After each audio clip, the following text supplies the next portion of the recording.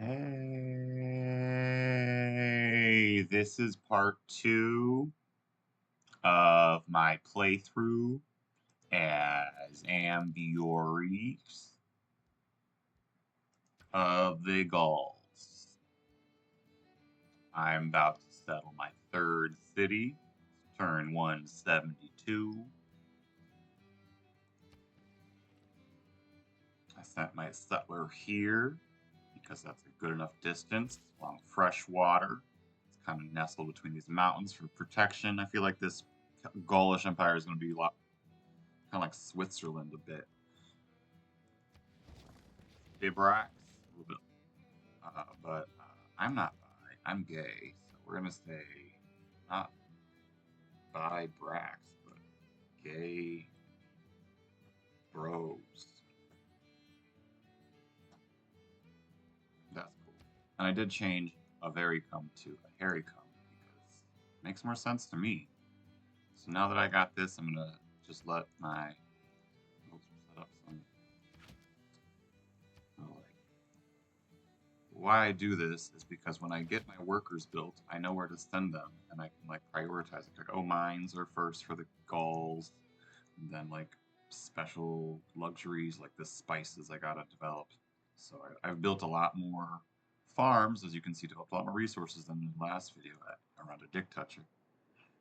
And the trade route between the hairy cum and a dick toucher's growing. That's why I put the trade governess there.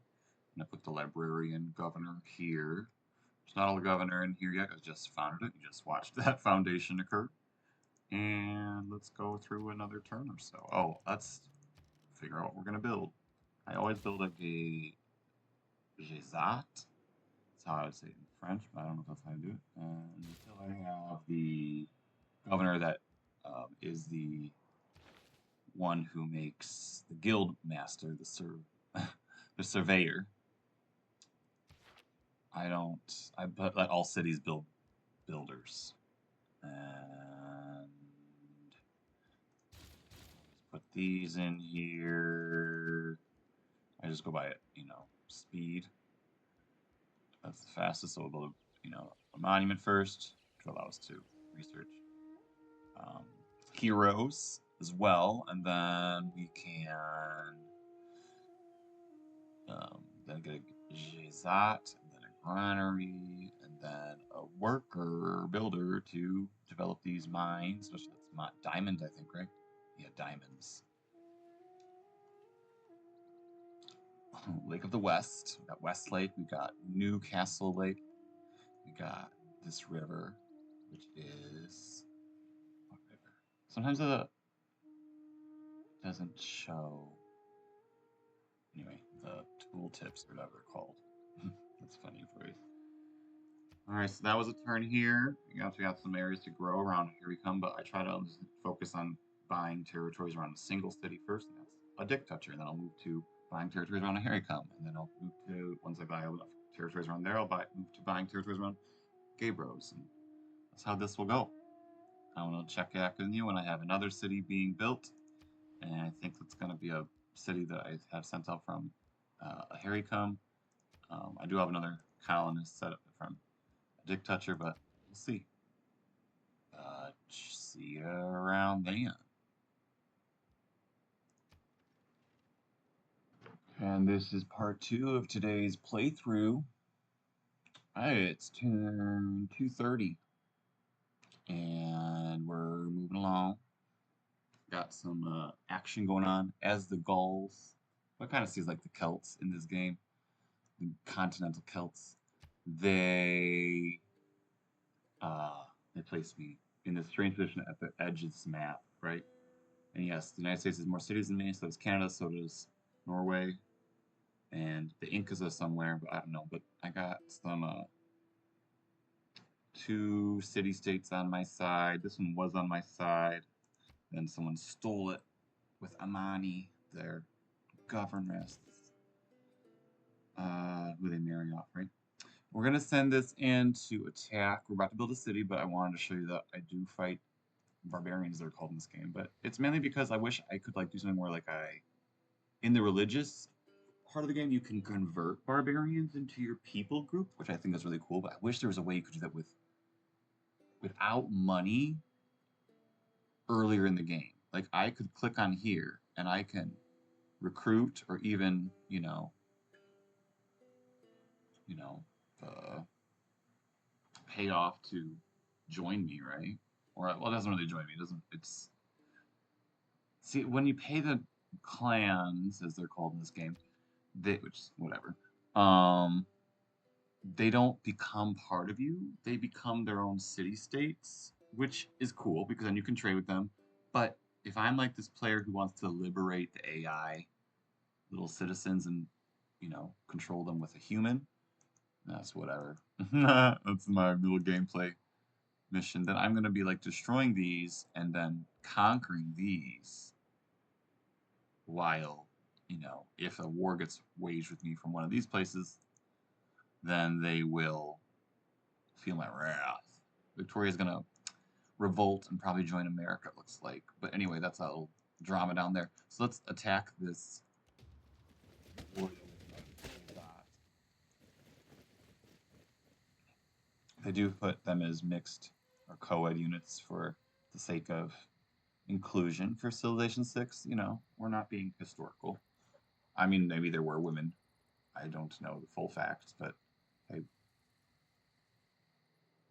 in my game, it'd be like camps of Amazons and whatever the other words would be. Dudes. Sexy gay men. And that would be the two groups in my ideal society. And then, So here's the city I was going to build. They wanted me to put it right here. But that would encroach upon a dictator's territory. So instead, I'm going to have it on this side. Wait, actually, I might do it here. Because we so close to this and several resources, but it'll then be able to capture this wheat eventually, whereas this one doesn't. Yeah, let's do that. So next turn, we'll build this little city. You can see a little turn and play through. I'm building a wonder. We get to see a wonder video. Look at this, Apadana. Is going to be built in a dictature. Mon ancêtre Darius a fait bâtir cette Apadana. I probably can't show you this, but anyway, it's happening. This is a wonder video. The wonder video. This one's going to give me emissaries to send to city-states, which I have set up so that when I give every emissary counts as 2 right now in the game. Padana has a special palace to welcome in foreign dignitaries and stuff. He's like, why'd you build my wonder? But, and since the Gauls can't build special districts close to their central downtown, we'll say, I usually build wonders there in my games. So a lot of things going on. Let's send these emissaries first. One to Valette. I'm going to send it first to show you my little power. See, it counts as 2. And then I'm going to send another one to become their suzerain. Oh, I didn't become their suzerain. Because someone else is already. Oh, Herald. Valette's up there.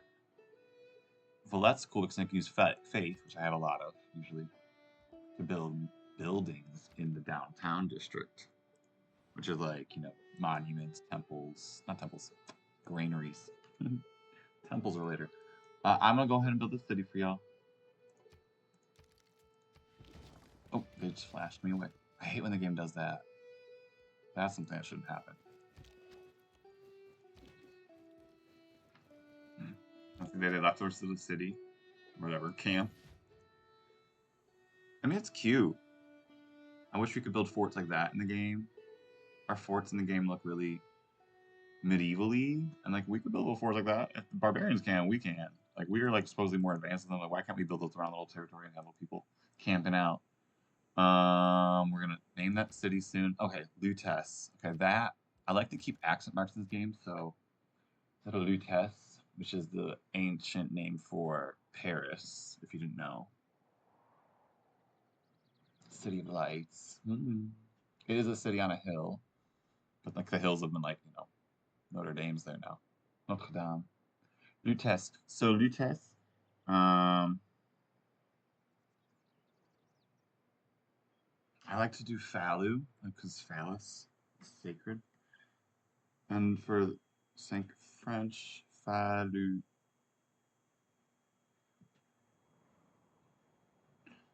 Phallu.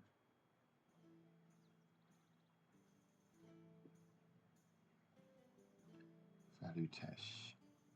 Phallutesh. Phallutecher. Because it's, you know, it's French. Similar to the capital name, but different way of saying it. Who doesn't like it? I mean, if you're not a phallus toucher, you probably are in the wrong channel.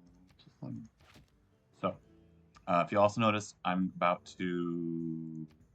I have expanded the capital to all the places I'm going to want to expand it. And now I have figured out where I want to expand next, and here I come. And then Gabros and Balutesher are going to get developed later. Always a that. Until we have the special governor, we're going to do builders, and then we'll get our monument and granaries queued up. And that's been another little playthrough. See you another time. I think I gotta go. Praise to the you too now.